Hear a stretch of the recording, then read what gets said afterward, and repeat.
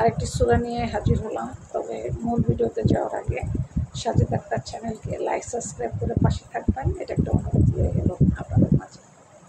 তো চলুন মূল ভিডিওতে চলে যাই। আজকে যে সূরা নিয়ে আপনাদের সামনে হাজির হয়েছি সেই সূরাটির নাম হচ্ছে সূরা জারিয়াত এর ফজিলত।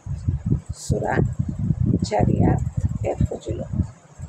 এই সূরা বরেণ্য ব্যক্তির নিকট পাঠ করলে তার রোগ যন্ত্রণা লাঘব হবে। আর এই সূরা 11 বার পাঠ করলে রুজি রোজগার বৃদ্ধি হয় এবং অভাব অনটন দূর হয়। তাহলে আমরা সূরা জারিয়াতের ফজিলত সম্পর্কে জানতে পারলাম। সূরা জারিয়াত তেলাওয়াত করলে কী লাভ হয় আমরা আজকে সে সম্বন্ধে জানতে পারলাম। তো পুরো ভিডিও জুড়ে সাজেদ আক্তার চ্যানেলের সাথে থাকার জন্য অসংখ্য ধন্যবাদ। তো সবাই অবশ্যই লাইক সাবস্ক্রাইব করে দেবেন, অনুরোধ রইল। আজ এ পর্যন্ত, ভালো থাকবেন, আল্লাহ হাফেজ।